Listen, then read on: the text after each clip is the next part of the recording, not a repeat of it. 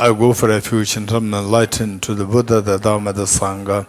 By my accumulations of the practice of giving and so forth, may I become a Buddha to benefit all sentient beings. I go for refuge and turn enlightened to the Buddha, the Dharma, the Sangha. By my accumulations of the practice of giving and so forth, may I become a Buddha to benefit all sentient beings. I go for refuge and turn enlightened to the Buddha, the Dharma, the Sangha. By my accumulations of the practice of giving and so forth, may I become a Buddha to benefit all sentient beings.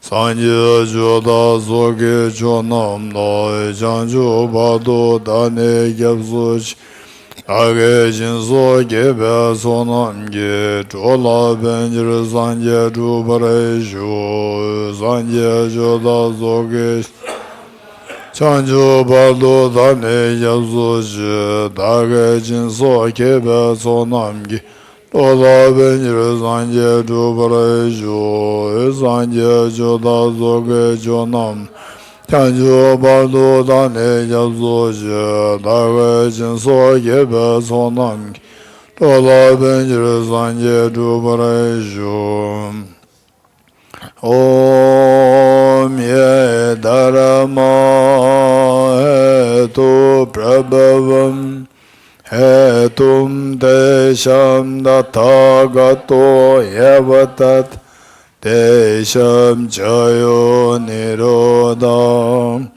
evam bhati mahashramana yesva Om ye dharma hetu prabhavam Hetum tejam dathagato yavatat tejam jayo nirodha evam bhati mahashramana yesva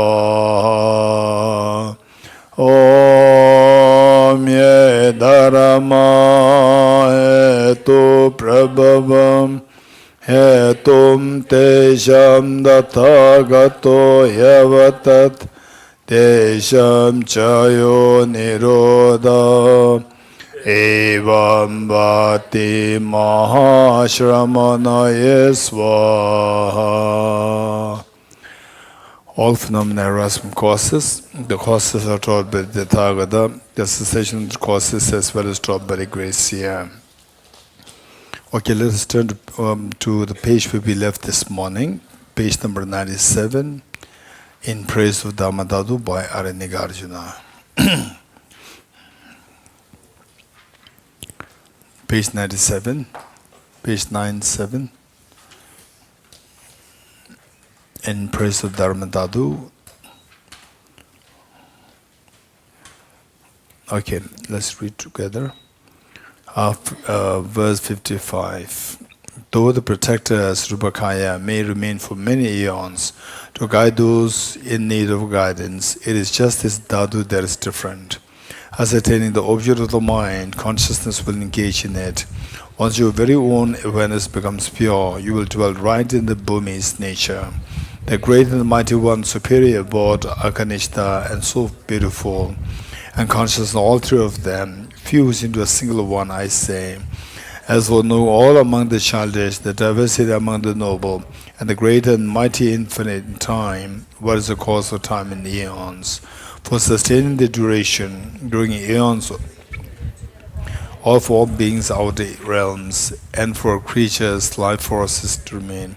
This is what is the inexhaustive cause, in that whose fruition is inexhaustible, through the special trait of non-appearance, engage in full for wisdom's sake.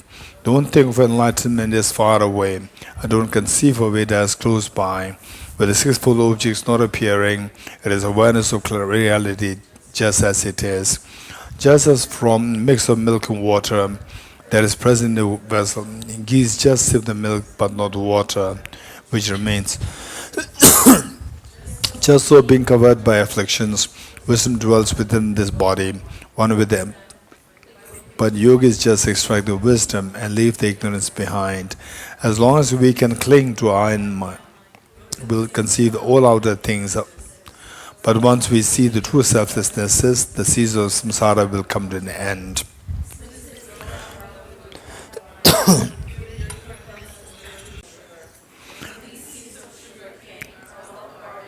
fostered and cultivated, molasses, sugar, sweets too will then come forth from them.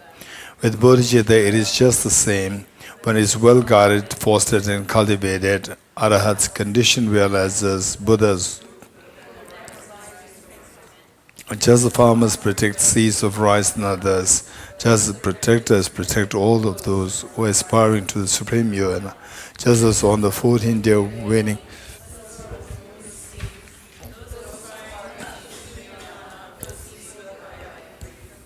just as when the waxing moon is seen more in every moment, those who have entered the bhumis cease increase step by step. On the 15th day of waxing, eventually the moon is full. Just so when the bhumi's end is reached, the Dhammaka is consummated and blazing.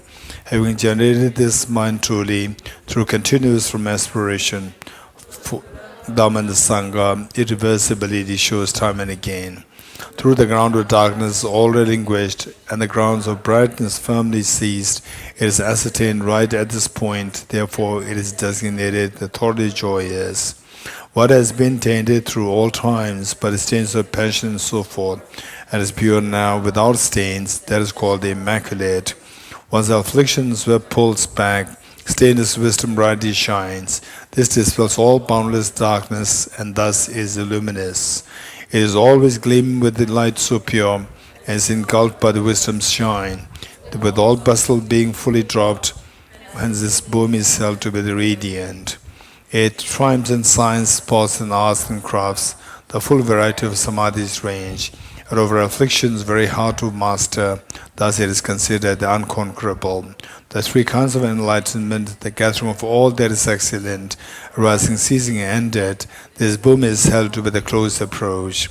Since it is ever playing with the web of light that is configured in its circle and has crossed samsara's swampy rope, it is labeled the gone afar. Being cared for by the Buddhas, having entered into the wisdom's ocean, being without effort and spontaneous, but whose of Maras it is immovable. Since these yogis have completed, in all awareness, discriminating perfectly, this bhumi is considered the excellent insight. The kaya with this wisdom's nature, which is stainless, equal to the sky, holds the Dhamma of the Buddhas. From it, the cloud of Dhamma forms. The board of the Buddha Dhammas fully bears the bread of practice. This fundamental change of state is called the Dharmakaya. Free from latent tendencies, you are inconceivable. Samsara's latent tendencies, they can be conceived. They are completely inconceivable. Through what could you be realized? Beyond the entire sphere of speech, outside the range of all senses, to be realized by mental about to and praise whatever is suitable. In this manner of gradual engagement, highly renowned children of the Buddhas, through the wisdom of the cloud of Dharma, see phenomena's empty nature. Once their minds are cleansed completely, they have gone beyond samsara's depths. They are thrown, whose nature is a giant lotus. Everywhere they are surrounded by lotuses that number billions, in their many jeweled petals light, and with anthers of enthralling beauty, overflow with the tenfold power, immersed within their fearlessness, never straying from the inconceivable Buddha Dhammas without any reference point. Through all these actions and outstanding conduct, they merit of their wisdom and this full moon is surrounded by the stars that are his retinue. And the sun that is the Buddha's hands, stainless jewels shine their light. Through empowering the eldest children, they bestow empowerment on them. Abiding this yoga that is so great, with divine eyes they behold worldly beings debased by ignorance, destroyed and terrified by suffering. From their bodies without effort, light rays are beaming forth, and open wide the gates for those who are engulfed in ignorance's gloom. It is held that those in nirvana with remainder, into nirvana without remainder, pass, but the actual nirvana is mind that is free from any stain. The non-being of all beings, this nature is his sphere. The mighty bodhicitta, seeing it, is fully stained as Dharmakaya. In the stainless Dharmakaya, the sea of wisdom finds its place. Like with the variegated jewels, being's welfare is fulfilled from it. Okay. Okay, we continue from where we left this morning. The four essentials. What's the first essential? Essential of identical object negation. Okay. What's next? What's the second essential? Essential of understanding the emptiness of the objects being intrinsically one with its parts. Okay. So the one that we have identified what is to be negated as something that exists from its own side, from the object, independent of one's mind. This is what we said. And if such a thing exists, then how do we evaluate anyone? If something exists objectively, how do we evaluate whether or not the object exists as objectively? Subjecting the object to ultimate analysis. Good. Okay. And so this subjecting the object to ultimate analysis, I remember it is like, say, you are from distance, in a very loose sense, in a mundane sense, you from distance you're looking at me in water, and you see me in water, and you want to know, is he really, say you are 1 kilometer away from me, is he really in water, or what I'm seeing is mirage? If it is water, then it's from the object or from the subject, in a loose sense. If it is water, then is it from the object or from the subject? Object. If it is mirage, in a loose sense, in the context of the people who have no idea about emptiness, no exposure to emptiness, for them, if you ask, right, first introduce what is meant by objective, what is meant by subjective, dream is subjective, and the dream flower is subjective, real flower is objective. So this is how you introduce the two vocabularies. With this, then you ask if what you are seeing, that he is in water, if it is a real water, then that is objective or subjective. Hey. Objective. Whereas what you see, if you discover there is a mirage, then this mirage is subjective, objective. Okay, good. So, how do you decide that what you're seeing is mirage or real water? How do you decide? Sapna? Huh? Go closer, right? Go closer. So, this mind which go closer to the object is known as ultimate analysis. Okay, good. So therefore, when we say, okay, to evaluate if the object exists objectively, subjectively, we subject the object to ultimate analysis. How do we verify that? We subject the object to ultimate analysis. What do you mean by that? Don't make it mechanical. You're getting it? When it says something, it should make sense to us. It simply means that we have to go closer to the object because we want to see if the flower exists objectively or not. If it does exist objectively, you go close to the object to see if it exists there. If it's not there, then what you earlier saw, you conclude that it was just your deception. It is your creation, mental creation. It's not really there from the object. It's subjective, right? So this is how, whatever we learn, we try to make sure that it makes some sense to us. It makes sense. So, though these are very technical words, okay, subject the flower to ultimate analysis, but you should know what it means. It means what?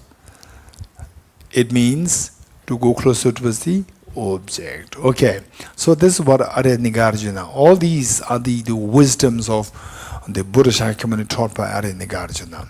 Arya Nagarjuna in Ratnavali, the precious garland, the Arya Nagarjuna said that if the mirage were to be water, why not those close by the mirage see water? I think day one I cited this. Remember this? Day one I cited this. Okay, so with this we then subject the let's say okay, let's say John. Let us meditate emptiness. Which emptiness would you choose? John or John's mother or flower? Okay, John, decide. Huh? Yourself. Okay, so let's all meditate on the emptiness of the self, yourself. You getting it? So, as John said, because that John actually chose the right object. Because all our problems relate to the I. You're getting it? Oh, I have a problem because the weather is not good, because this is not good, that is not good, pollution, Delhi pollution, and so forth. So you just do all these things, and then you find, you say, I have the problem.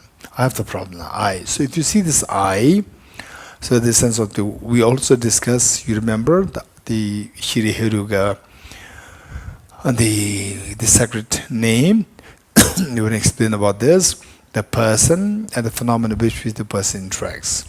The two misconceptions meet, then it explodes into problems. So our job is to see that, and then the one hand is symbolizing the misconception related to self, the person, and the other one is the phenomena with which the person interacts. So how many such phenomena are there with which you interact and you have a problem? Huh? Sometimes you have a problem with your mom, with your what? With your father, with your dad, with your husband, with your wife, with your child, with your friend, with the dog, with your flower, with everything. You have a problem with everything, right? Sometimes, reasons? That's true. Okay. In all cases, we have the one thing is common, that is I have a problem. I have a problem with my mom. I have a problem with my son. I have a problem with my husband. I have a problem with my wife. I have a problem with my house. I have a problem with my dog. I have the problem with my. I'm thinking of going for a holiday, but where should I give the dog? Right? Where should I leave the dog? That's a problem. I want to go to attend the retreat. Where should I leave the cat? You know that these are problems, right? Yeah. So who has a problem? I have the problem. This cat is making the problem. Actually, the cat is not a problem. The cat, nobody asked you to keep it, but you kept it, and now you. So where's do you see that? So this is one thing I don't understand it. Some people, they keep pet dogs in a small house. If you belong to that category, don't feel offended. I'm saying very honestly. And the dog, puppy, cute. You first got it, is cute, right? Cute. Oh, it's cute. You know that this dog is going to become huge. You know that. Your house has such, you have a very small flat. You know that, right? And then it's cute. In a way, this is selfishness, right? You just feel the joy to see this cute puppy, right? You don't think about this puppy is also sentient being. You don't think about it. This puppy also wants happiness, not wants suffering. Also want to have a good future. We never think about this. And then finally, when you want to, say, move from one place to another, you abandon the dog. There are many cases. You're getting it? These are very serious matters. And the poor dog, because that you cannot, there's nothing, for the dog to run. The dog's becoming huge. And the dog keeps staying at home, and then is extremely unhealthy for the dog. We go to gym. We go for a walk, we take care of the diet and so forth, but to make sure that our health is okay. But the poor dog, where's the health? These are things we really need to be thinking of. Don't just be swayed by it's cute. You have to think of the dog's well-being. Let us not be too selfish, right? Whereas if you're very sure that you can take care of the dog, no matter what. In fact, there is one girl who, Nicole, she came last time for the retreat. So remember, Nicole? She's amazing. No matter what, till the last breath of the dog, she was treating the dog like her own child. That's amazing. Amazing. If this is who you are, I really respect. Otherwise, cute, keep, and then the big, and then you have to leave the place, and then you abandon it, just throw somewhere. The poor dog, how will the poor dog survive? You never taught. The dog never learned how to get food. The stray dogs, they are so expert to get food. They know how to get food. They will fight. Where they will fight, they'll fight. And where they have to steal, they will steal. They are so expert. The poor dog, you never learned how to get food. We should be very, very careful. We should be so kind. Long term. Think long term. And let's not just say cute. This purely selfishness. Okay. So why said it?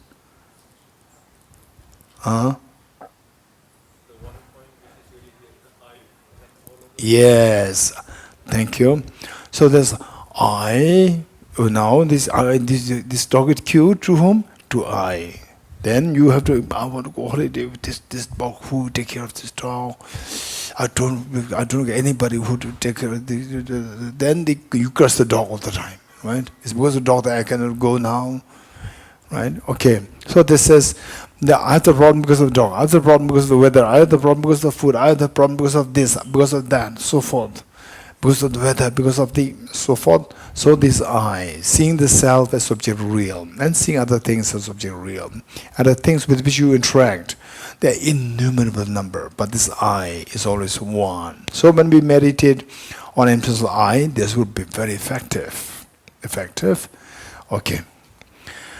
So for this, to see if the self exists objectively, we have to subject the self to ultimate analysis. Now you know what it means to subject the self to ultimate analysis. With this, how to subject the self to ultimate analysis? Okay, if the self does exist objectively, then we should be able to see the self by subjecting the self to ultimate analysis. So when we go there, let's say that if somebody tells me that you have taken my key, and it is in your hand.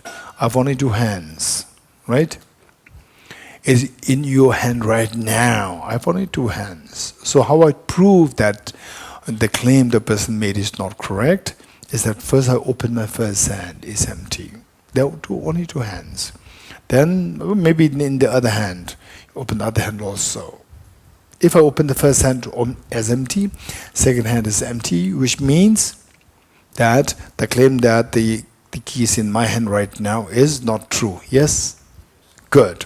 So likewise, if this person who you identify as I, if this person were to exist subjectively, then there are only two possibilities for the person to exist subjectively, like the two possible hands, either by going towards the object, you end up seeing the parts. The parts mean, in our case, like the 6 elements. Now you know what the 6 elements are. So we should be, first of all, we should be very clear that the self, I mean the empirical self. Empirical self means self which you can experience, right? Oh, I have this problem, I have that problem, so forth. So this I is nothing made of the body and the mind. And the body, this body is made of what? How many elements? Earth, water, fire, air, space. 4, right? This body and the mind, element of consciousness, just put them together. Last time when we talked about the 5 aggregates, we talked about the what? Feeling, discrimination, composite factors, and consciousness. 4 of these, we can put them all together in one category known as the mind. So there are many ways of seeing the self in the different parts, 5 aggregates or the 6 elements and different forms. So let's say the 6 elements.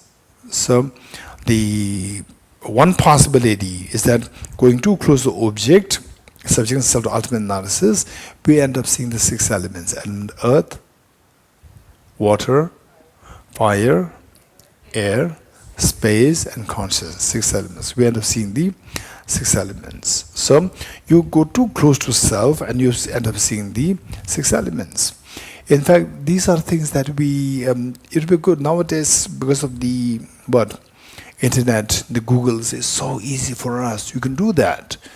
For example, say If you Google the powers of 10, you Google search it, instantly many things will come out. The powers of 10. And then this to see yourself, to see the self, to see the leaves, to see your eyes in the macro, on the macro level. You can see them. The powers of 10. We must watch it, not just, oh yeah, I know this will be this. Watch is very different. Seeing is believing is very different. You're getting it?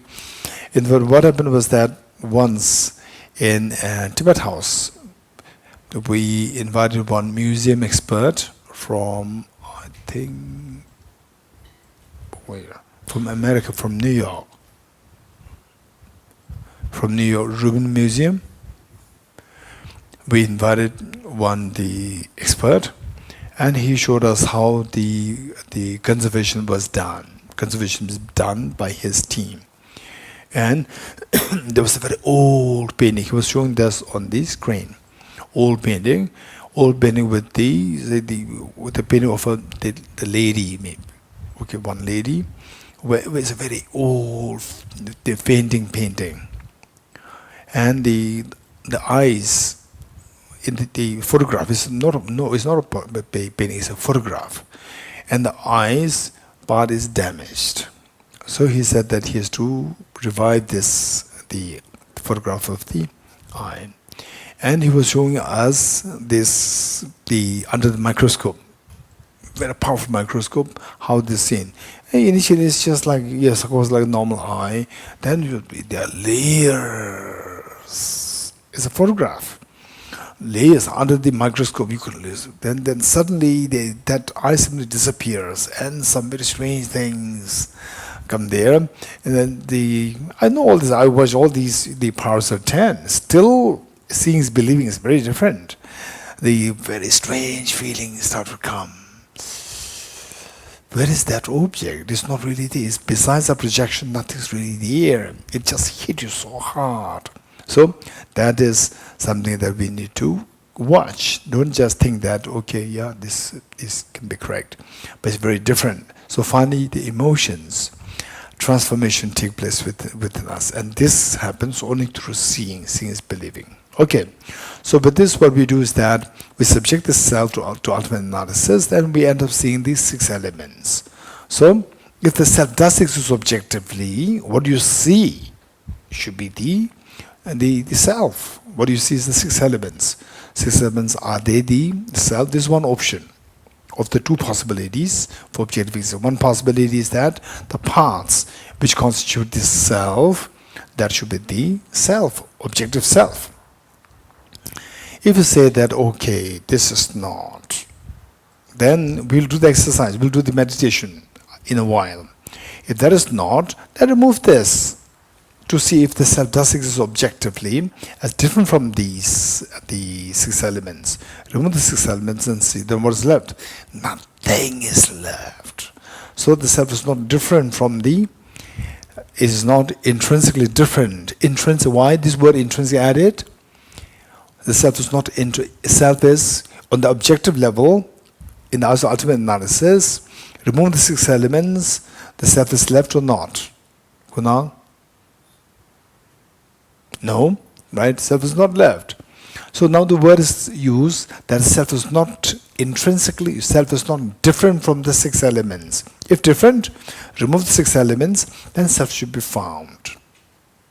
So now, we don't just say that self is not different from the elements, we say self is not intrinsically different from the elements. Why the word intrinsic is added? Anyone? Penzola? From his own side, Ajirji? Then I can really see the self there. Once it is separate from No, what is mean by why the intrinsic word is added? It is okay, intrinsic meaning objectively. Good. Anyone else? Okay. So then how do we say that the self is the self is not different from the parts? Self is not intrinsically different from the parts, or objective different from the parts. Objective different from the parts, you see that remove the 6 elements, then self is not found. But what makes you feel that that understanding is the self is not intrinsically different from the past? What made you think like this? Because the mind which analyzes this is the ultimate analysis. Ultimate meaning to see if something exists intrinsically or not, objectively or not. So if it's not different means in that according to this mind is not intrinsically different. Self is not there means in the eyes of ultimate analysis, the self is not there means self is not intrinsically there, or self is objectively empty. Okay, good. So these are only two possibilities. Either we're going close to the object, ultimate analysis, what we see should be the self, the path should be the self. If not, remove the parts. Then the self should be left as different from the parts. If not, these are only two options for the self to exist objectively. And once you see you rule out the possibility for the self to exist in one of these, both the possibilities, then what is the conclusion? That the self is nowhere to be found objectively. You get it? Okay. So now we do the meditation. Ready? Okay, good.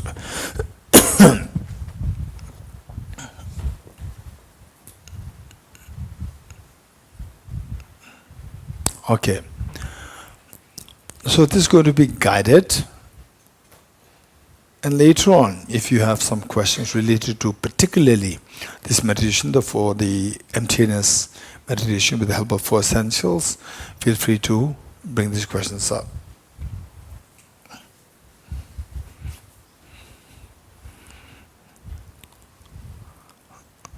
Okay, ready?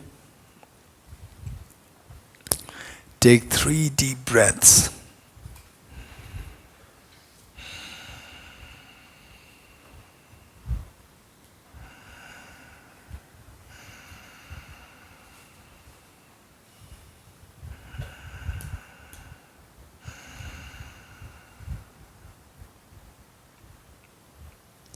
And let us set a motivation. Even this experience of emptiness may it become extremely refined and eventually be shared with all the demon sentient beings.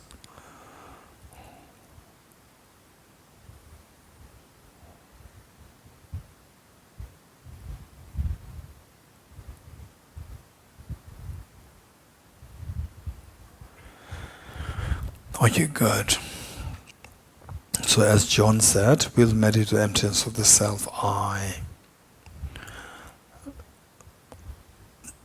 What are you doing? I'm meditating. What is your body doing? My body in a meditative posture. And how does the self appear to you?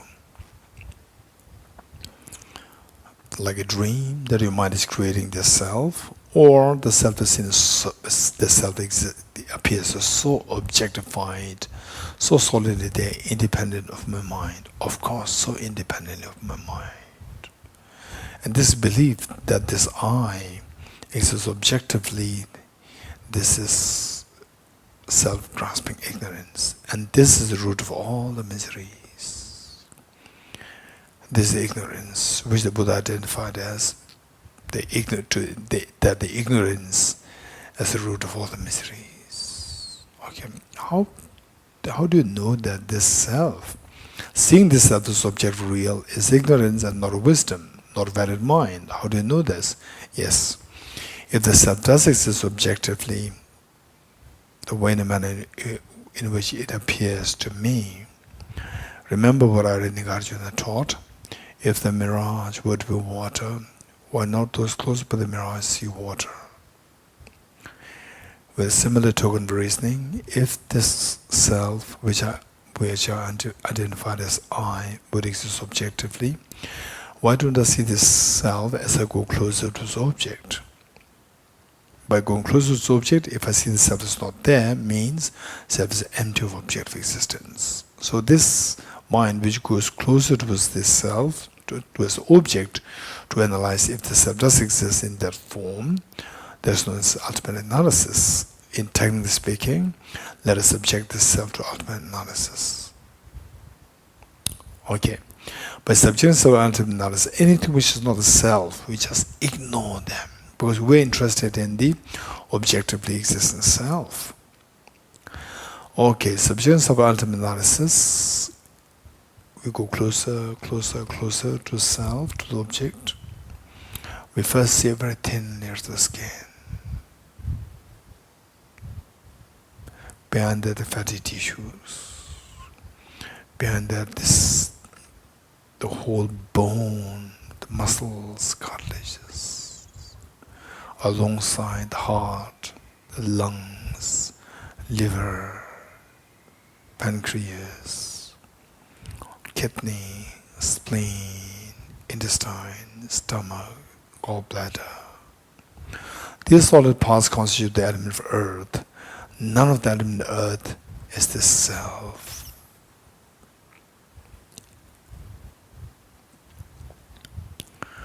Element of water, 4 liters of blood which is pumped in and out by the heart to different parts of the body. Of course, that is not to be identified as intrinsically as one with the self. Element of fire, 2,500 joules of energy. In other words, the body heat. Even that's also not the self. Element of air, 4.6 liters of air that you breathe in and out through your lungs.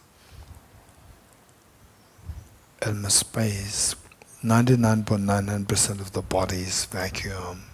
The body is nothing but made of the atoms, and the atoms are space between the nucleus and the electrons is so vast in comparison with the space occupied by the electrons, neutrons, and protons. So essentially, 99.99% of our body is just vacuum.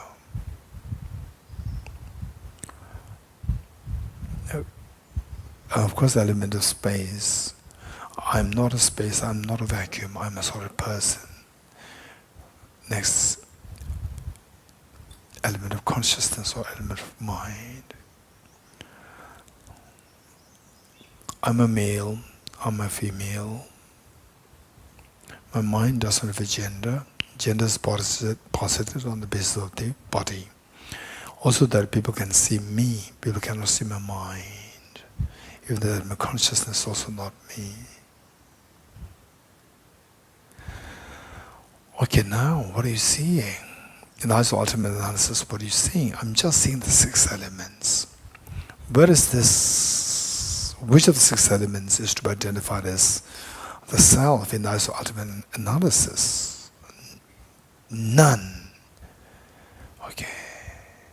None of the 6 elements. How the self, the person who identifies I appears in the confirmation analysis, in the confirmation analysis, how it appears now is very different. Now it's just 6 elements scattered, they're all disconnected. There's no self there. There's no person known as I there. If you are very certain about this, that self is no way to be identified as intrinsically as one, or none of these 6 elements to be identified as the self, if you are sure of this, you have understood the second essential of understanding, the emptiness of the objects being intrinsically one with its parts. Okay.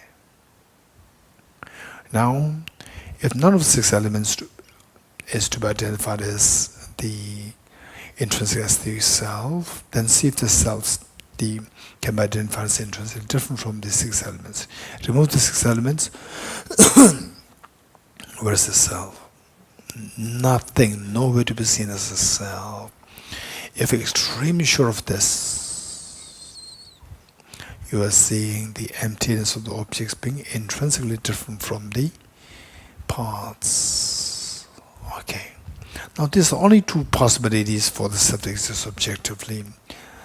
The moment both the possibilities are ruled out, in a way, you are saying that the self does not exist as objectively real. Okay. Now, go back to the ultimate analysis once more. And the 2 possibilities are both ruled out for the self to exist objectively. Now tell me, where is the self? which you earlier saw as intrinsically real, as object real there, whereas self nowhere to be seen. Stay in this experience for a while.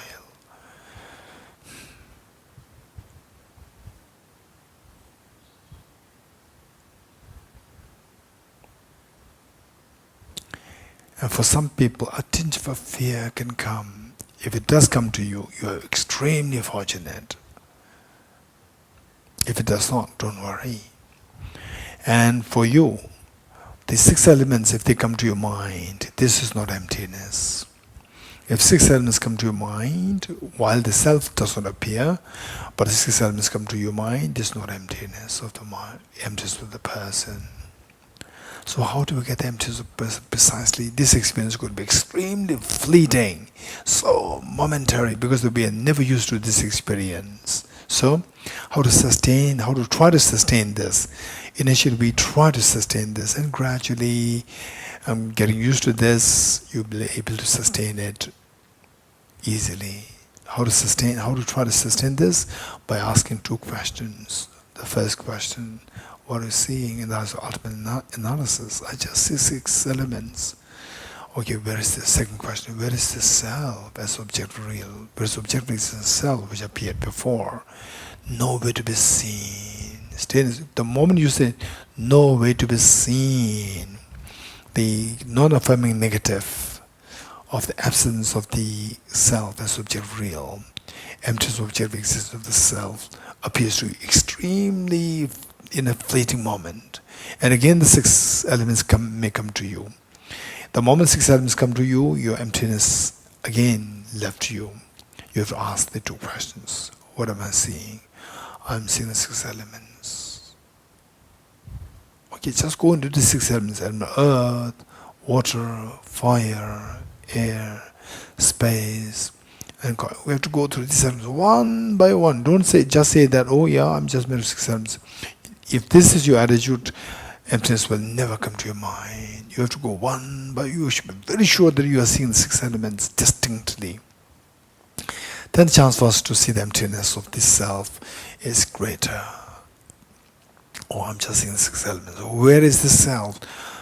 The moment you say, where is the self? Again, the ticking sensation can come to your mind, in your body. Self is nowhere to be seen. So that the moment you say self is nowhere to be seen, a very fleeting experience of the emptiness hits you, it comes to you. You try to sustain this experience. So this is how we have to practice on a daily basis. Okay, just in this experience, the non-affirming negative experience of the emptiness of the objective self, sense experience, nowhere to be seen besides 6 elements. There's nothing to be seen as the self as object real. This experience is known as meditative experience of the space like emptiness. Okay, now imagine that you come out of the meditation, which means swap your mind from the ultimate analysis to conventional analysis. The moment your mind switches to the conventional analysis, the self comes back, self appears to you. Again, go back to the ultimate analysis. Again, this self disappears. Again, go back to the ultimate conventional analysis, self comes back. There's a constant change happening. Appear, disappear, appear, disappear. But on the object side, there's no change. Change is happening only on the subjective level. Whatever is involved with this, the change, that is subjective. So the self, being a part of this, it appears, it disappears, it appears, disappears, is a part of the change which is happening only on the subject. Therefore, it is purely subjective. Okay, let's go back to subject ultimate analysis. That's what I see. I'm seeing 6 elements. What is the self? The self is empty. The self is nowhere to be seen. You are not saying the self is empty. What are experiencing the emptiness of objective existence of the self. So this is the meditative experience, the meditative equipoise of the space like emptiness. Okay, now slowly come out of this to shift to the conventional analysis. Again, the self comes back. And this is the objectively is empty, subjectively it appears. There's a discrepancy between appearance and reality. This is the post-meditative experience of the illusion like emptiness. Oh, you slowly come out of this meditation. Come out.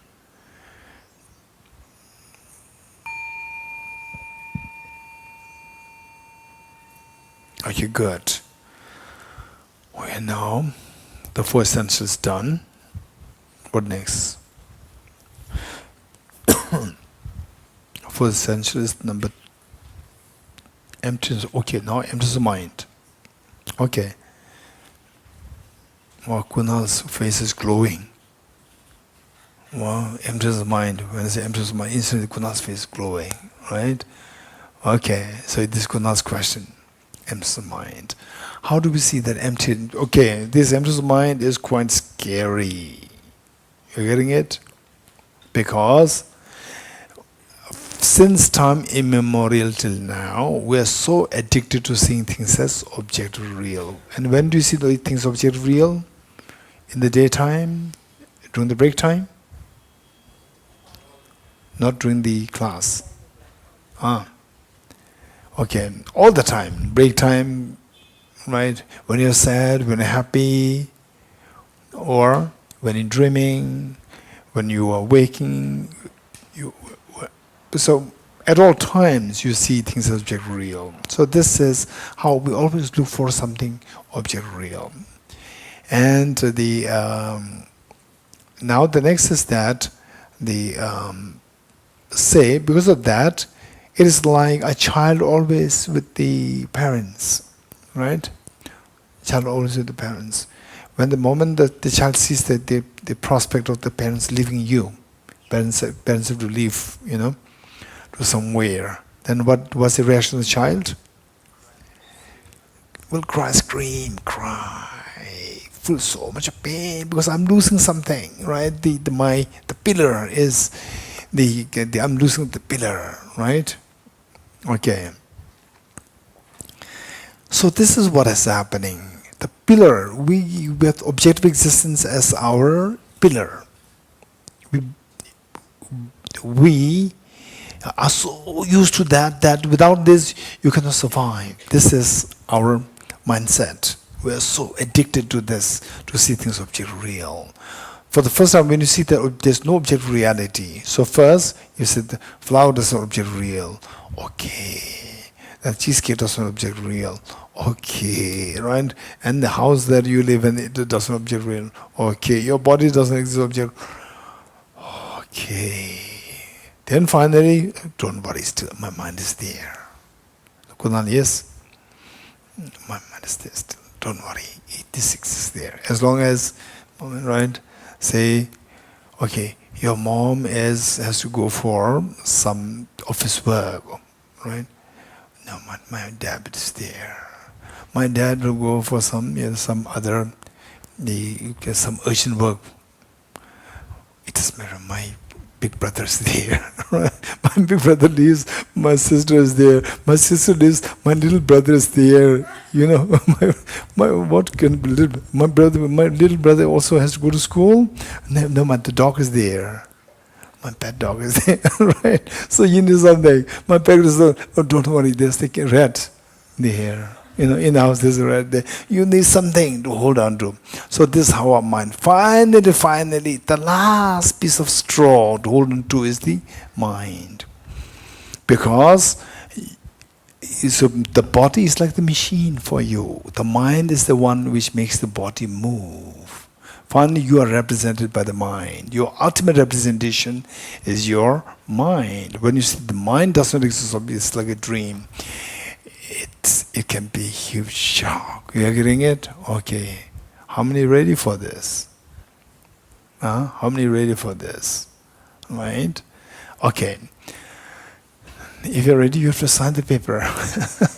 Or something happens, I'm not responsible. Right? As you goes on, Rolly, yes, I see you have to sign the paper. Right? Okay. Okay. So let's learn about this. Don't worry too much. But what we suggest is that don't do the meditation emptiness of the mind for the time being. I'll teach you how to do that, but don't do it. Rather do it with a flower, your body, the table, and so forth. Let it stabilize. And meanwhile, study more. If you're very keen on this, study more.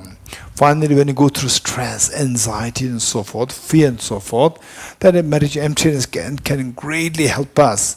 But don't think that meditation emptiness will instantly remove the fear, right? Once what happened was that there was one lady, and I'm not going to mention the name, who attended one of the Buddhist retreats. And then after a while, she happened to drop by Delhi and came to me and said, Geshé, the meditation emptiness, it works so well when my mind is very happy, right?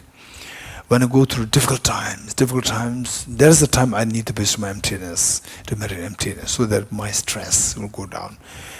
But it doesn't work. When I really need the meditation emptiness, it doesn't really work. I cannot see the emptiness, right? So how to do that? I said that, how many years you practice meditation emptiness?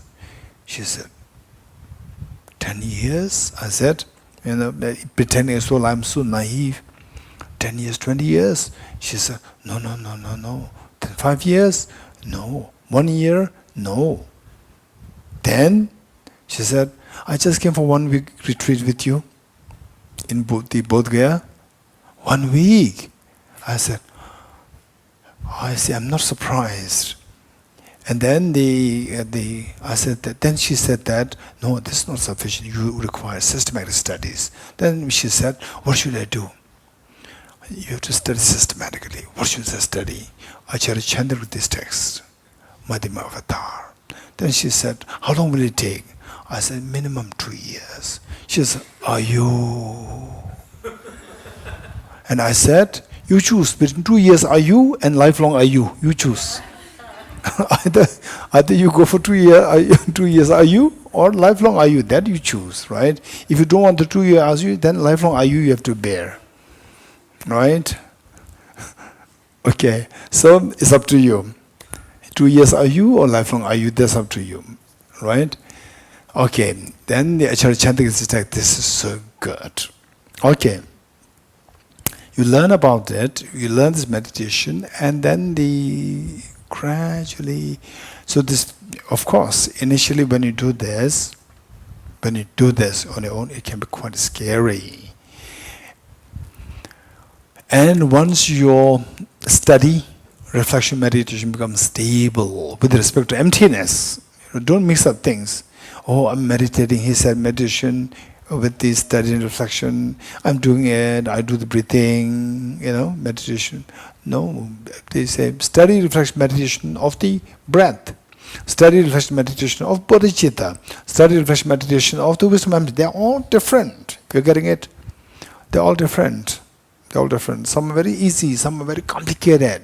Some require, for some experience takes a lot of time. For some studies take a lot of time. They're different. The forms. Okay. So for the emptiness of mind,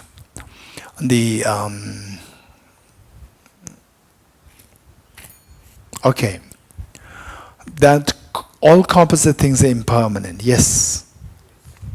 All composite things are impermanent. Mind is a composite phenomenon. The mind, your body, house, food, they're all composite phenomena. Composite meaning something which is composed of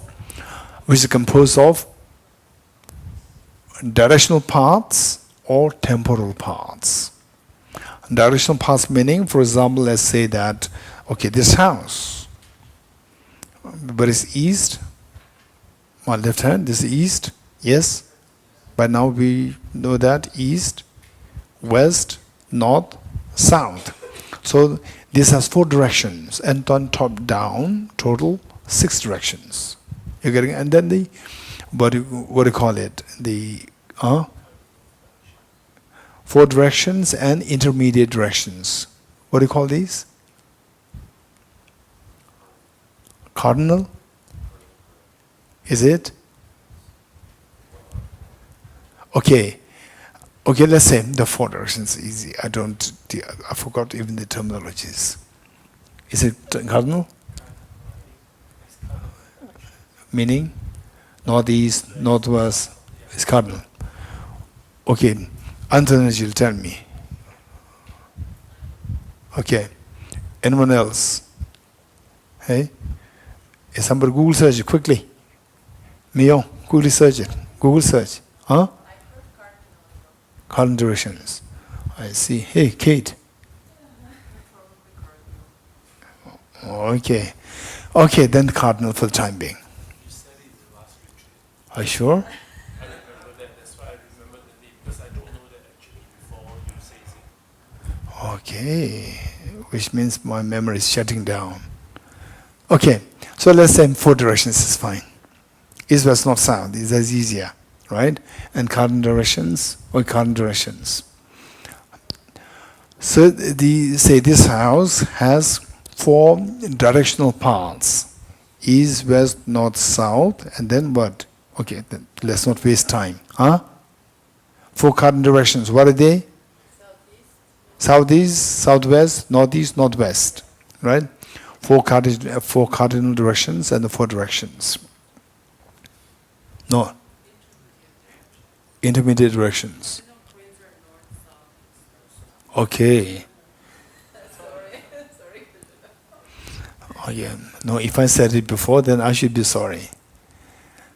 Okay. So let's say that the four cardinal directions and the four intermediate directions. Huh? Intercardinal directions. Okay. Yeah, good.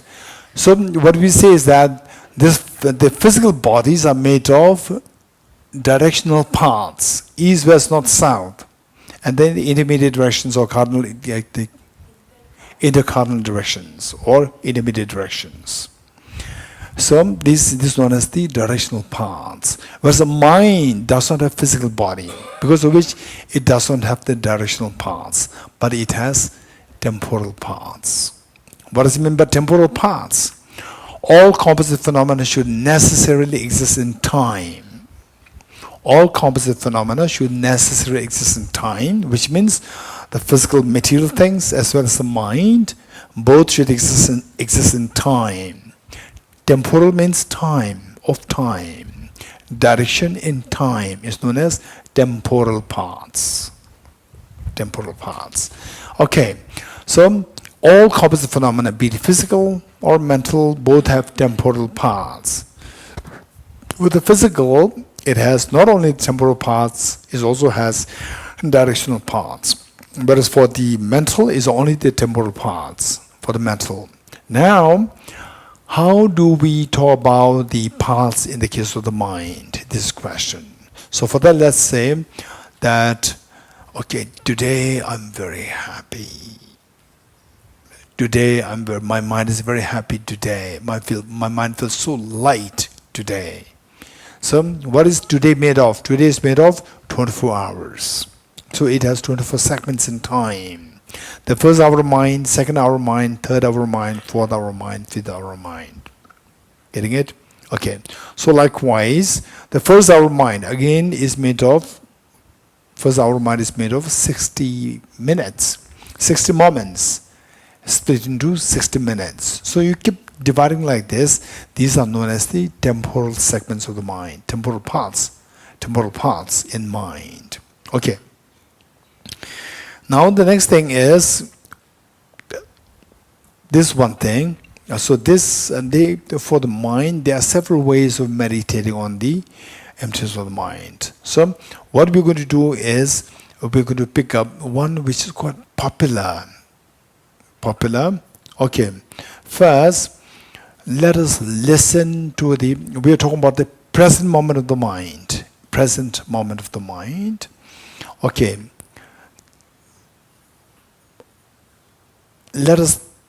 First listen to this sound of the gong, sound of this singing ball. Just listen to this and listen to the present moment of the sound.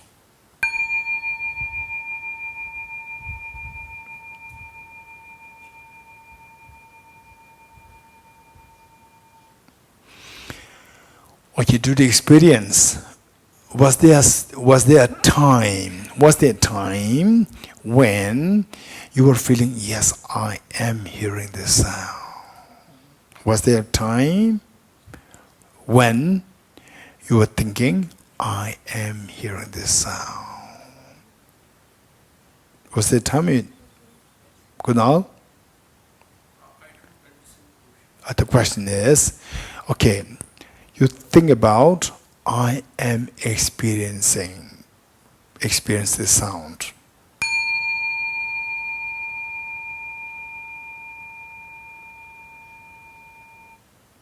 Did you experience the sound? There was a time when you were thinking, yes, I am experiencing this sound. Yeah, like I'm doing that moment by moment. I'm not talking about, don't worry. Were you experiencing the sound? Was it a pleasant sound? Or talk, talk, talk? Very pleasant. You're getting it? Pleasant sound. Okay, so our job is first listen to this and feel the present moment of the sound. You're getting it? And of course later on when I ask, it's already gone. But you felt, once you felt that I am experiencing this sound. Okay, let's do it again.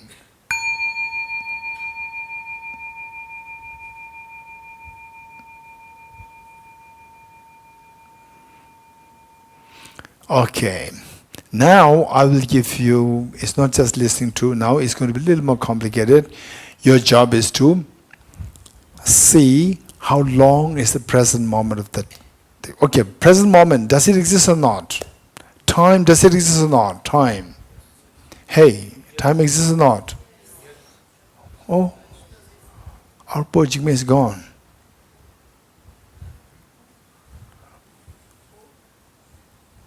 Our Jimila is gone. He must be fast sleeping. Okay. Say, does the time exist? This is my first question. Right? 2023 exists or not exists? It exists. Time exists. Time means time should necessarily have three components. The beginning, middle and end. Yes? If there's no three components, it's not a time. Time should, however short a time is, it should necessarily have three components. The beginning, middle and end. John, you agree? Time should necessarily have three components. It should have beginning, middle and end. You getting it? Okay. How many agree with me in a sense? If you agree with me, my question to you is, what about 1 second? It's tsak, right? Tsak. There's no beginning, middle, and end. It's just one dot. How? Huh?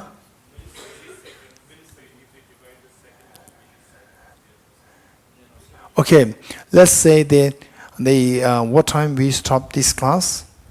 4:30. 4:30 sharp. Does it have beginning, middle, and end? 4:30 sharp. It's not sharp then. If it is time, then beginning, middle, and end, right? It's not sharp. It's very broad. We said come at 4:30 sharp, right? And some of you may tell me that Geshé, you stop the class at 4:30 sharp, right? So what is this? 4:30 sharp.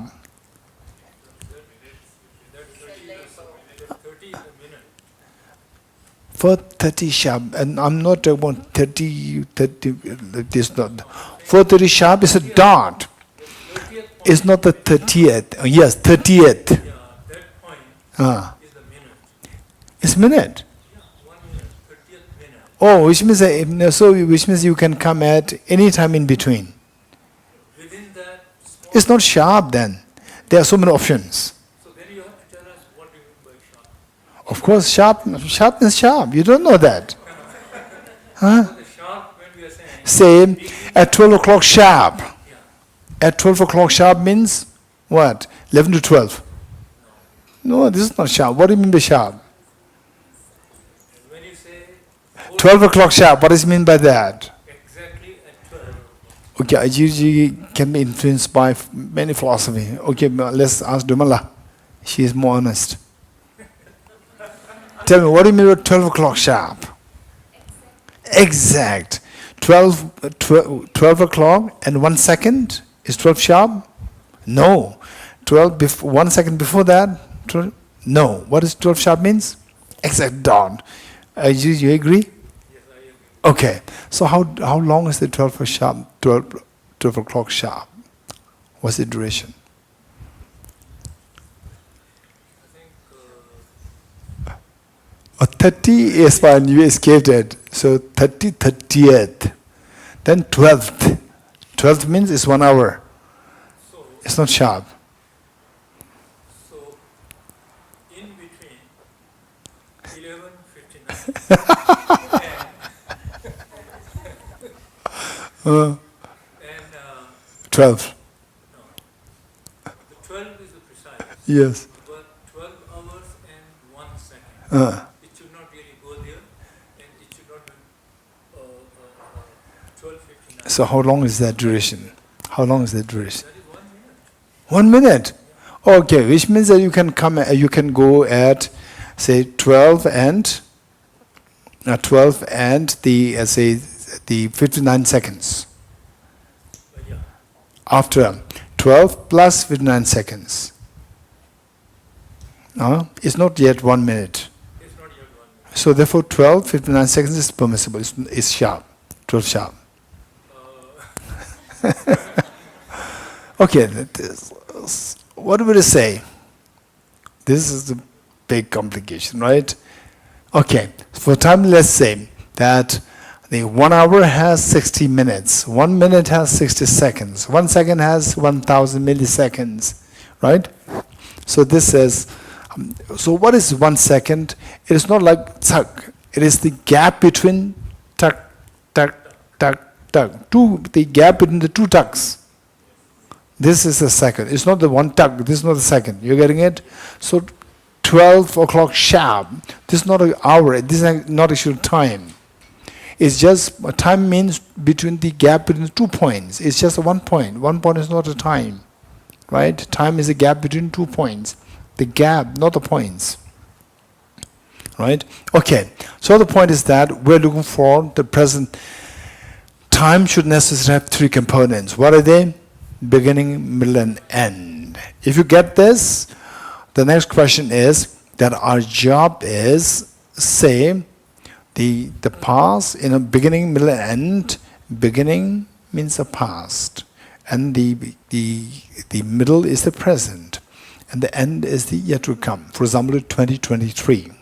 2022 is gone, past. 2024 is future, yet to come. So 2023 is present. You getting it? So we are looking for the present moment of the time. Okay, how many agree with me that present moment of the time does exist?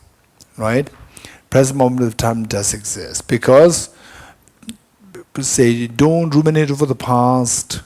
Don't anticipate for the future. Be in the present moment. Right? This is a very popular statement which people make. Be in the present moment. So present moment exists, raise hands. Undeniably it exists. Okay, including John. Present moment exists or not? Yes. Present moment exists. Right? You are presently in Deer Park, not in Kerala. Right? Okay. So present moment exists. Now our job is how long is the present? Because present moment means it's a time. Time means there should be a gap between 2 points. So we'd like to see what is that present moment, what's the duration of the present moment. This is what we are going to analyze. So the condition for us to do is that don't bring the past, because we're only interested in the present moment. Don't bring 2022 because it's the past, it's gone. Don't bring 2024 because it is yet to come, future. Don't bring the future and the past. We're only interested in the present moment. You getting it? Anything which is past, don't bring. Anything which is future, don't bring. I'm only interested for us to see what the present moment is like. Or first you have to make sure that you agree with me that the present moment does exist, raise hands. Or you verbally say, does it exist? Yes. Louder. Yes. Okay, now don't reduce the volume. Don't reduce the volume. Present moment exists? Yes. Louder. Yes. Okay. Now let's see. Now our job is to observe the present moment. You're getting it? The present moment. So I will hit the gong, I will hit this bell, and you listen to this, feel the present moment. Don't bring the past, don't bring the future, just the present moment. You're getting it? Are you ready?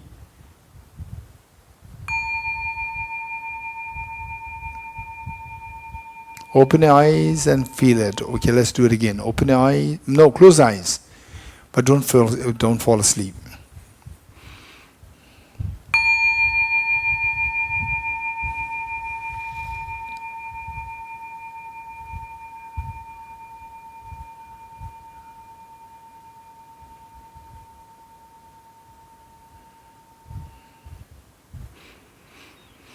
Okay, what's the duration of the present moment? Which you experienced as present moment. What's the duration? Just raise hand. Just raise your hand. Anyone? Yes, Ajirji. Maybe 2 seconds. Ajadwala.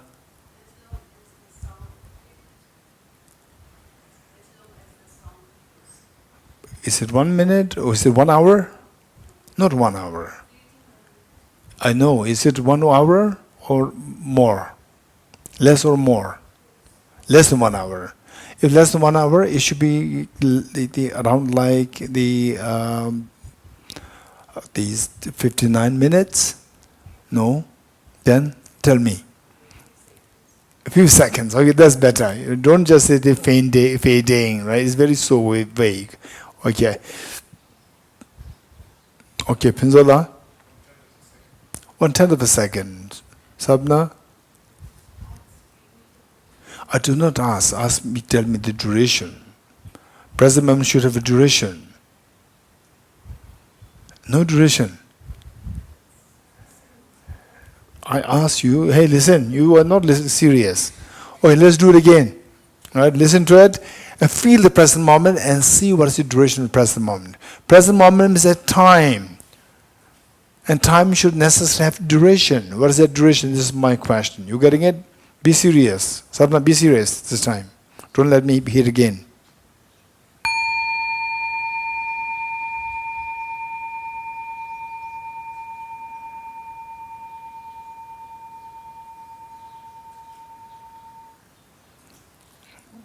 Tell me, Sadhana. How many seconds?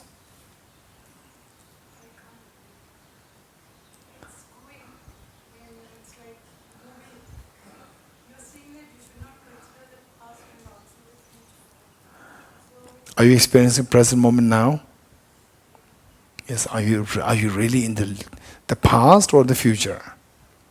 Present. Present means no past, no future. You getting it? What's the duration? You cannot say this. Anyone else? What's the duration? Yes. There wasn't present moment. Hey, naughty boy. He said that yes, present moment exists. Does it exist? Yes. Now say no. Present moment exists? No. Are you in the present moment or past? Now. You're in the both. Present and past, they don't exist together. Hey. No, that is my question to you. Are you in 2022 or 2023? Are you in 2022? Why not? Good. Are you in the past? Okay. Are you in the future? No, you're in the present moment. How long is the duration of the present moment? Present moment is a moment. It's a time. What's the duration? Anyone else? Anyone else? Yes. Huh? It's subjective. With respect to you?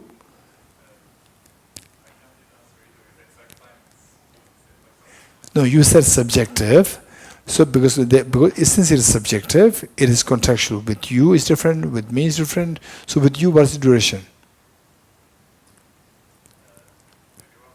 Okay, 1 second. Anyone else? Yes.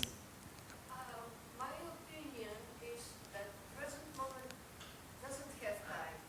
Because Okay, present moment is not a time. no, if you have time, it should have also past and future. No, my present moment is a time or not? Are you in 2022? Still Are you in 2022? Why not? Yes. Are you in 2024? Why not? Okay, so are you in present moment? kind of. Oh, you're in all the three worlds. Okay. Yes. Your name? Zari? Zania. Yes. Tell me. No. What's the duration of the present moment? Doesn't exist. Okay, my question to you. Present moment, does it exist or not? Not. Right?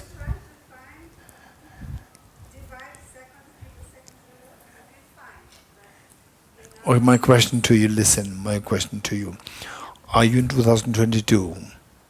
Why not? Gone. Are you in 2024? Why not? Yet to come.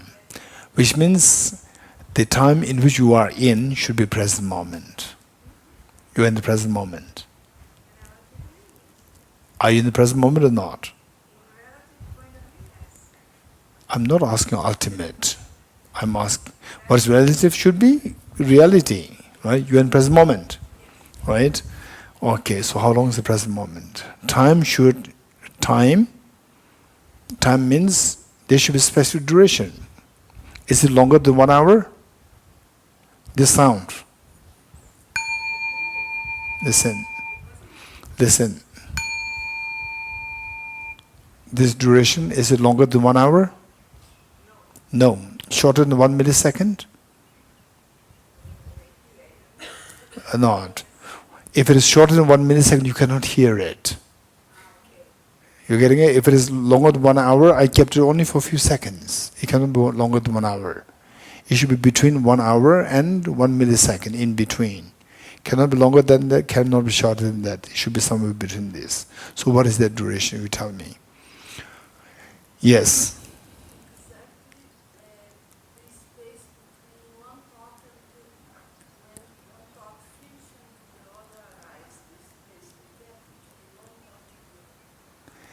Okay. Okay, how many of you find it a little difficult to give the answer? Raise hands. Okay, if you find it difficult, now we are ready. If you find it difficult, you are ready to meditate on the emptiness of the mind. You're getting it? You are ready for this. If you find it difficult, okay. Present moment of the mind. Present moment of the mind means that present moment mind should have duration. What is that present moment? Present moment should be away from the past and the future. Kunal, yes? Present moment should be free from past and the future. Okay, so what is the present? Can you feel it? Let's say that the past, 2022. What is the difference between these three things? Tell me. Okay, these two things. 2022, past. And now, I'm experiencing now, present moment is present. What difference do you feel experientially? Anyone? This is very important. Yes, Antonarji? First, it's just a memory. A second one, it's a real thing happening, real thing now, right? So this is something we need to remember. Past is a memory. The present is not a memory. It is a living thing that you are experiencing. You getting it? Okay, now we're going to... So this living thing I am experiencing, does it exist or not? Okay, if you're not sure, I will hit the gong again. Again, just see, observe it. If you're experiencing, not experienced, not will experience, experiencing.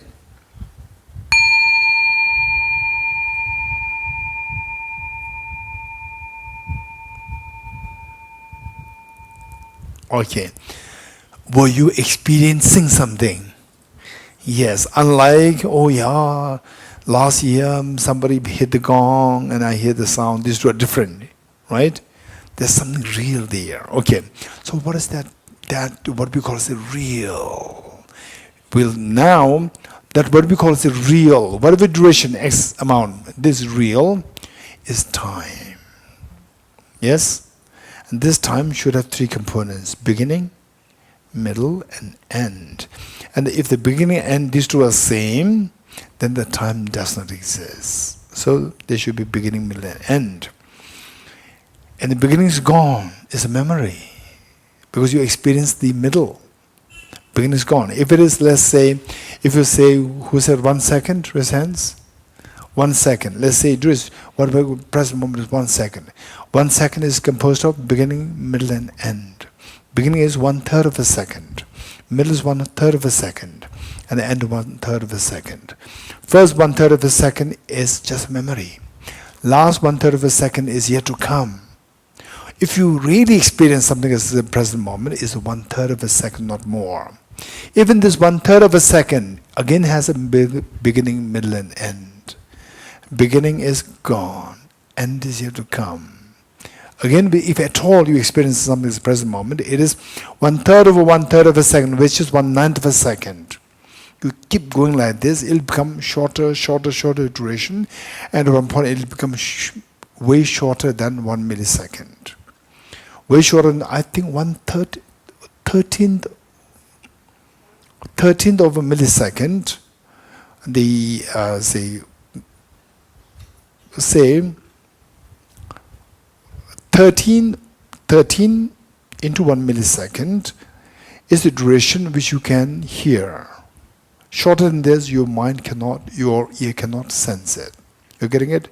But invariably, with this logic, with this common sense logic, we see that what we call as present moment is actually extremely fine, way finer than what your ears can hear, which means that we are not hearing anything as a present moment. But I invariably heard something. I heard something.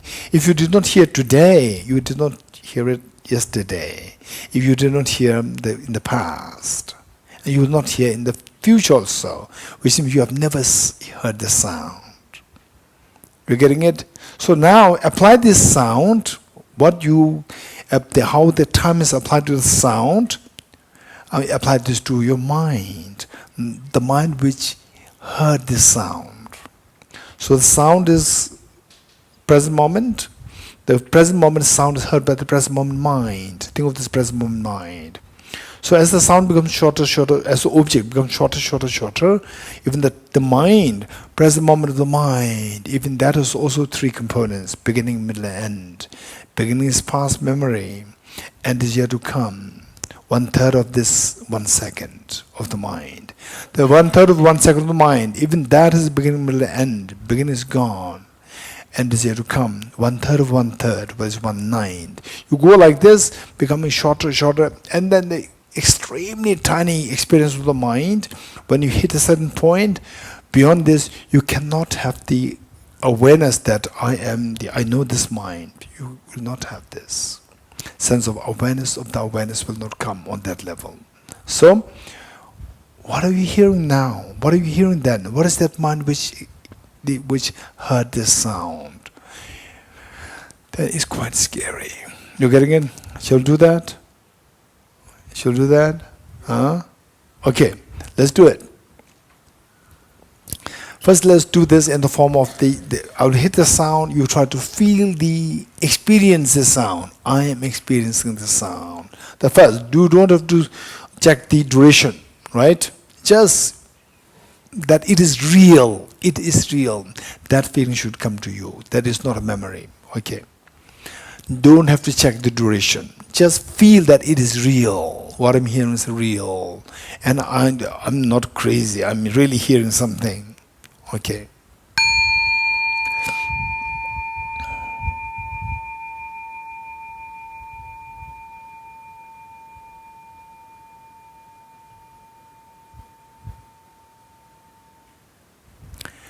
Okay, did you hear something real? If yes, resonance. Yes, I really heard it. I really heard it. You heard it? Yes. Myung, heard it? Yes. All? Sonoma heard it? Okay, good. Kunal? He should heard it. Okay, good. You heard it. Now, see, just try best to see what's the duration. You getting it? The duration of this. Duration, what you call is the present moment.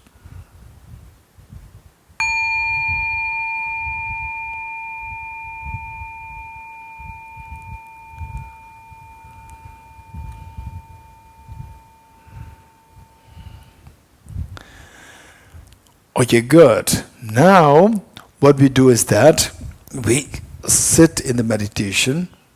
We sit in meditation. Okay, you want to close eyes, but don't fall asleep. You getting it? Because this analysis is a little subtle analysis, and you may not be able to grab what you're analyzing, and then you may slip into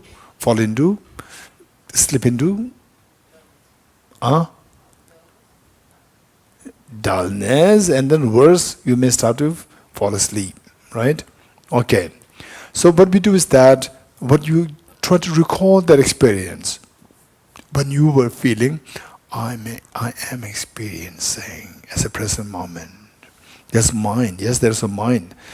There's a sound. Okay, this is going to be guided. You just try to follow the instruction. Okay. Yes, there was a time when he hit the gong, when he hit the bell, I was hearing the sound.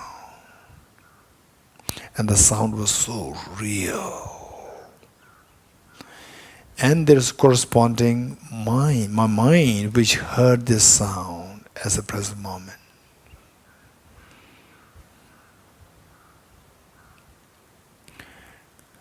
And this mind which heard this sound, it was experienced in the form present moment. Present moment means it's a moment. Moment means, okay, this present moment is different from the past. Past is a memory. Present moment is a real, living thing, and the future is yet to come. I'm very sure of this. And what I call is the present moment of this experience, whatever is the duration, it has three components: beginning, middle, and end. And the beginning, middle, and they cannot come together. When experiencing the middle, the beginning is past. It's not a present moment. And the end is yet to come. So it is, if it is the experience of the, what I call is present moment, my mind experiences sound is for one second. Now it is in reality, if at all I'm experiencing something as a present moment, is 1 second, 1/3 of a second. Not longer than this. My mind, 1/3 of a second of my mind experiencing the present moment. Even this 1/3 of a second of my mind experiencing the so-present moment, even that is consist of beginning, middle, end.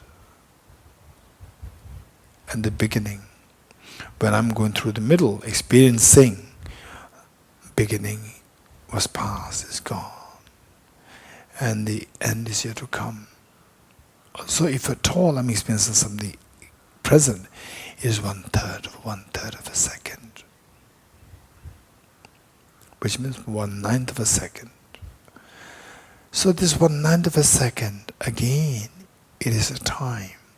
Time should have 3 components: beginning, middle, and end. When you experience the middle, the beginning is past, middle is, end is yet to come. Again, it becomes 1/3. The feel that I'm experiencing 1/9 of a second is also illusion. It's not real. I'm experiencing 1/3 of 1/9 of a second, which is like 1/27th of a second.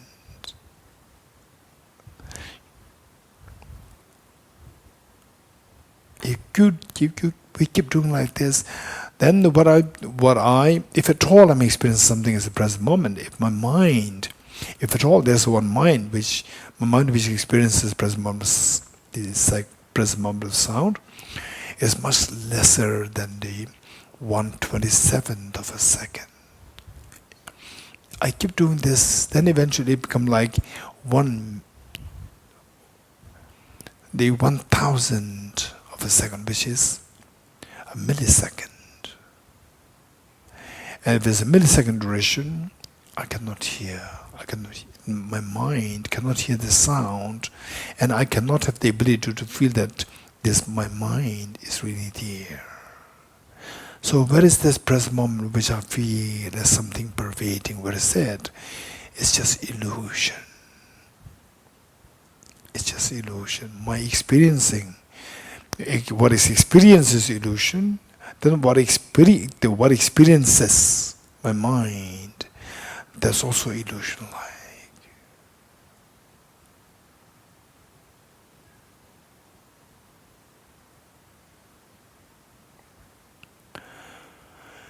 Okay, come out. For this require our mind to be extremely, should be so agile, so agile to see that our mind is changing like so, not like a stretch of mind, not like this, but really like the second by second, millisecond by millisecond is moving. This our mind should have such agility to see these things on that level. That requires a little bit of training the mind to see that. Okay, this is one part. Why I'm saying that we cannot experience the sound if it is shorter than like the millisecond. Okay, is there anybody who can give me a piece of paper?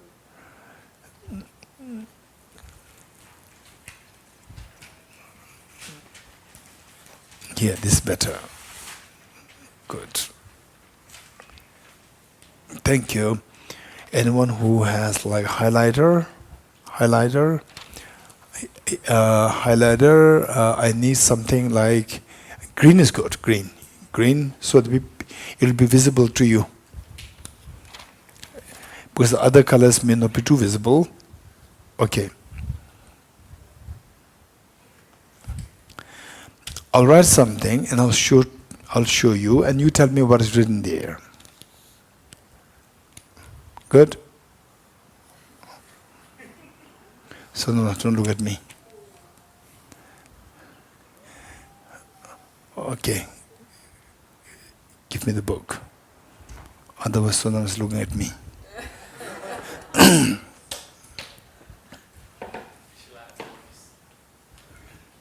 Huh? Okay. He promised, and he'll forget that he made a promise. Because he said, I said cardinal. Right?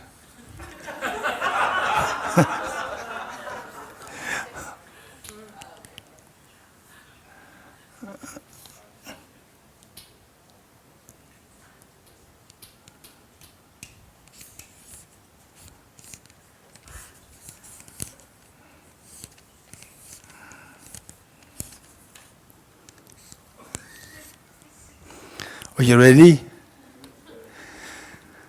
Okay. I'll show you something and I'll be very generous. I'll show you for a long time. We are talking about the Millisecond, you cannot experience it, I said, right? But I'll show you for way longer than 1 millisecond, right? And you should be able to identify it, read it. If you cannot read it, means that as the duration becomes shorter, then your ability to register that is much less. Okay, I'll be very generous. You ready? Right?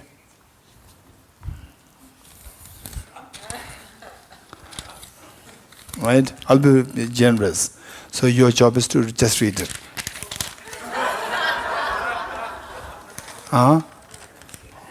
What is there?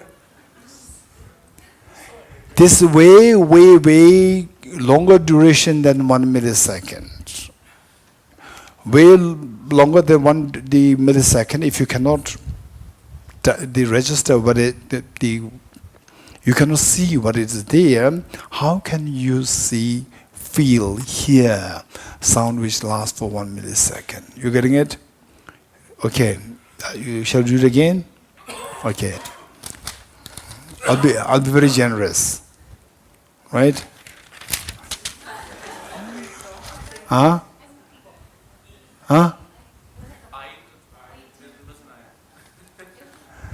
Okay. There's nothing. It's empty. Wow, that's amazing. That's amazing. Okay. So the point is that as the duration of the object becomes shorter, our ability to cognize it, it's becoming less. In fact, scientifically, I think it is 1/13 of a millisecond.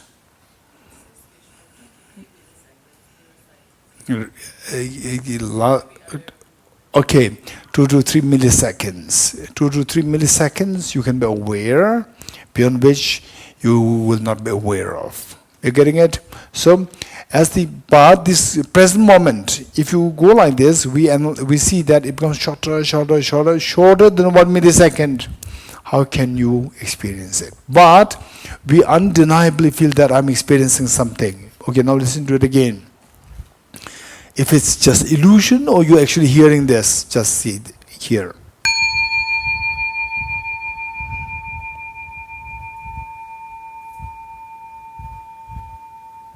Okay, how many of you say that, yes, actually I was hearing something? Raise hands. Okay, so that this is illusion-like. You think that you are hearing something, actually it's illusion-like. Actually, you have not heard it in actuality. You getting it? With this logic, with this reasoning, it's not just pure dry logic. It's like the empirically acceptable logic. According to this, you see that you're not hearing something. But then I undeniably heard it. This is exactly what you'll say in the dream also. You will say in the dream also, you say that I heard it. You getting it? But when you wake up, you see that this is just illusion. If you wake up from the unconditioned dream, you will see that what you think you heard today now is also illusion-like. Okay. Finally. Okay. Yes.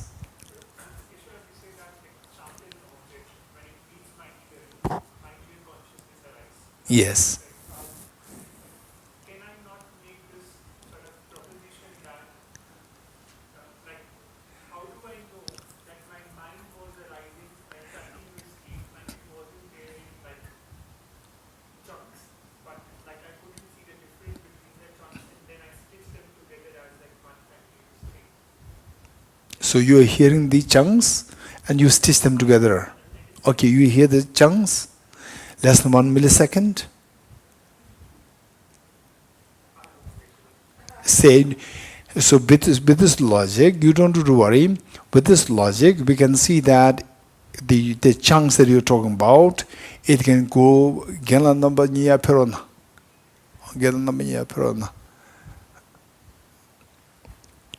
two teachers from Suja school, one the assistant headmaster and Gingawa Sidinla, both of them my schoolmates, way junior than me, right? Okay, age-wise, way junior. I won't say junior, way younger than me. Yeah. Okay. So what I'm saying that this, what you call as a chunk of time, this chunk of time, through this reasoning, we can see that this chunk of time actually can be reducible, even shorter than one chunk of time can be made shorter than 1 millisecond, which our ear cannot register. You getting it? Okay. So this, Kunal, did you sense the logic, reasoning? The point is that if you know the logic, if you get it makes sense. You may not feel it, but it makes sense. It makes sense, then you have to practice it. Practice, and gradually your ability to see what the Kabir said as the what I call as the moments, temporal segments, can be made shorter, and what we call as the present moment can become shorter. In fact, the present moment is the illusion. Better to put it, illusion-like for the time being. Illusion-like. Present moment is illusion-like. You're getting it? You can not really find as present moment. This terminology people use a moment in time. So my question is that we use this, like you mentioned, moment is as if it's divisible using a mathematical formula. Is that getting from another correct? Or can we also say moment by moment? So if we go by moment, then what is moment? The sense. Moment by moment, what is the moment? The moment, in fact, they say, Lama Tsongkhapa explained so well, when we say momentary, things, composite phenomena change by moment. What is a moment? Lama Tsongkhapa is extremely brilliant and extremely practical, realistic, extremely sharp. What is that? Is a moment can be extremely tiny, short duration till the eons. Be in the present moment today. Just be in the present. Feel the joy of today, present moment. Otherwise, the winter will be very cold. Today is very pleasant. The time, feel it. So it's 24 hours. Whereas, so this life, the moment we have this precious human birth, you just use it productively. The moment of the precious human birth is one life. So it can range. But what we are talking about is this moment. This moment can be seen from the present moment. Logically, we can see that present moment, actually what I'm experiencing is shorter. What we think that we experience the present moment is like 1 second, is actually not 1 second, is 1/3 of a second. 1/3 of a second, which is, because what we call as present moment, 1 second is present moment, has 3 components. What are they? Beginning, middle, and end. Beginning is gone, past, don't include that.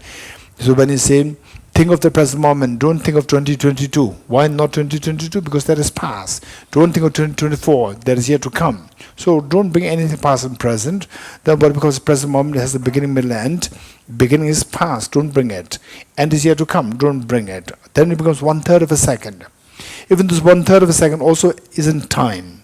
Beginning, middle, and end. Beginning is past, don't include it, bring it. Past is the end is yet to come, don't bring it. Again it becomes 1/3. You keep doing this, it'll become shorter. Then at one point it'll become shorter than 1 millisecond. And what Ajahn is saying is that for our mind to cognize something, it requires minimum 2 to 3 milliseconds. If it becomes shorter than 1 millisecond, you cannot hear, you cannot see, you cannot. Okay, so with this, now the two teachers came, right? So our job is, okay, I am very unhappy.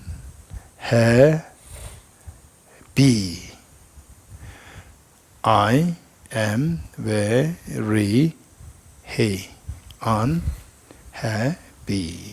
Okay, let's say that Ajirji makes us work so hard for 4 hours, right? Not Ajirji. Ajirji is within this box. Say, Pravinji made us work so hard for 4 hours, and we were very thirsty, hungry. Then we complained to Pravinji, right? Pravinji, we are so thirsty. We worked for 4 hours, and suddenly you saw a box there. You saw a box, and from the box you can hear something like this, which means that there's somebody there, right? Oh, we feel so hungry, thirsty. Somebody in the box also stays the same number of hours. The person inside that box also must be hungry or thirsty. Then you knock at the door, knock the box. How are you?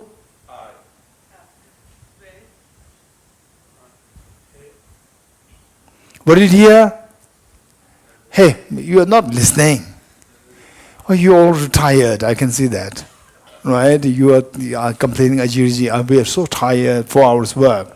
Okay, then you see the box, and then you bang like this, you are hearing this, somebody must be there. Then you bang the box. How are you? No. Sequential, right? Don't be together. Okay. How are you? Ajirji. Okay, Ajirji is the one who made us work. So let's like this. I am very unhappy. Okay. How are you?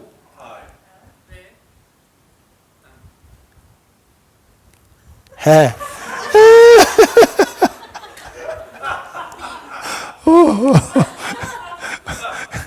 Okay, let's do again. So we're all very tired, right? We're all very tired, and somebody is inside the box like this, right? Oh, that person must be also very hungry, thirsty, tired. How are you? What did you hear? Huh? I'm very unhappy, right? So you felt so sorry. We are not the only one. Somebody inside this box also very unhappy, right? And then you open the box. You open the box and you ask, "Oh, I'm very sorry. You are unhappy." Brother Tibet, who said I'm very happy? I just said I. You must be very unhappy. No, I'm very happy. I just am, right? And then, as you can see, you must be very unhappy. I just aware, right? So then, oh, you must be the one who's very unhappy. Huh?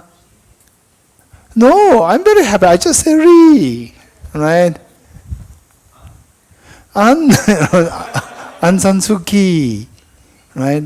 Ansansuki, an. No, I'm very happy. I just have, right? Well, maybe then you must be the one who must be very unhappy. I just said happy, right? P. That's it. I'm very happy. P. Finish. Right? So then you start to doubt. I heard somebody said, I'm very unhappy, right? Maybe I'm hallucinating. Right? And then you go in search of somebody. Then you brought Sally. Sally, please come as my witness, right? And then Sally, just bang the box, right? Sally bang the box. Then Sally ask, "How are you?" Ask. Hey.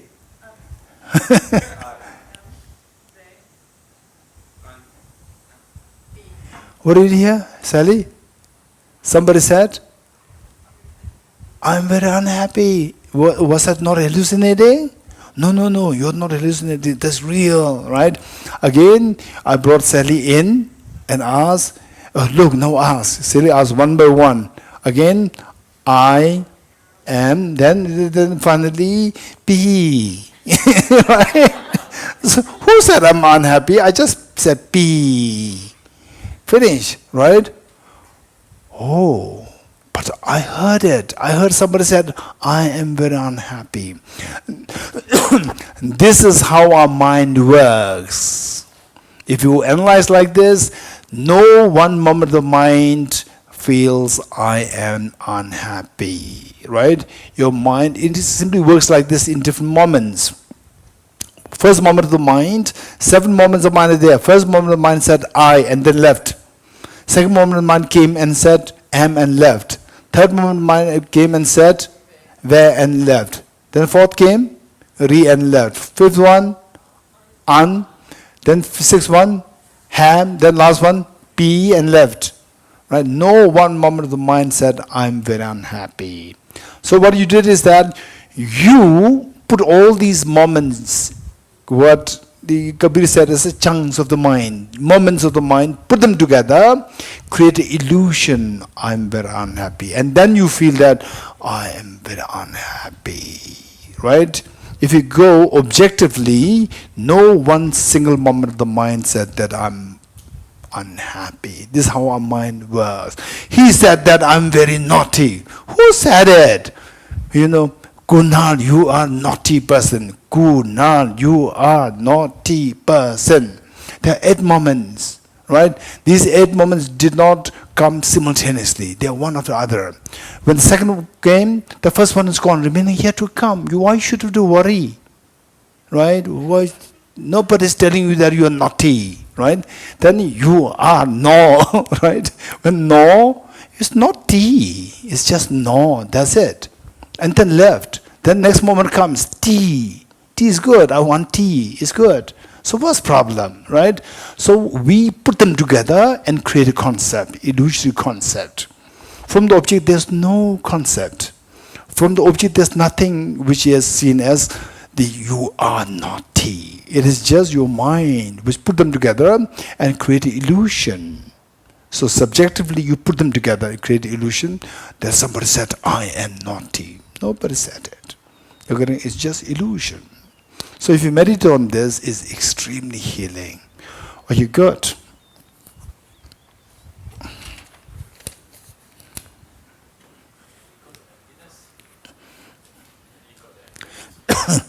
Empty, yes. Okay. Now we'll do the integration prayer. So what is left now? Question answers are left. Heart Sutra is easy. 5 levels. Okay, if we get time, we'll do that. Otherwise, done. Question answer. There are several questions are there. Okay, good.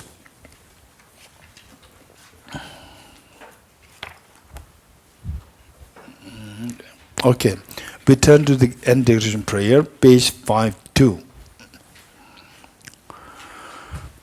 I dedicate the merit of Das Gatha towards the realization of the deeds in the prayers of Buddhas and Bodhisattvas of 3 times, and to the upholding of the doctrine of scripture and insight. And all lives through the force of this merit, never separate from the 4 wheels of the Mahayana vehicle, and accomplish all the stages of the path, renunciation, bodhicitta, perfect way, and the 2 stages. From my 2 collections, vast the space that I've amassed, from working with effort in this practice for a great length of time, may I become the chief radiant Buddha for all those whose minds wisdom eyes to blinded by ignorance. Deyata Om Gate Gate Paragate Parasamgate Bodhiswatyata Om Gate Gate Paragate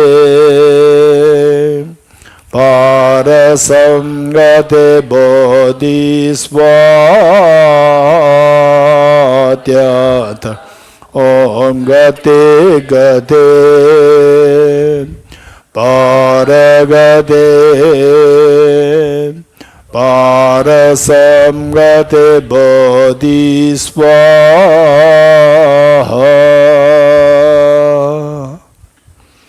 Three prostrations together.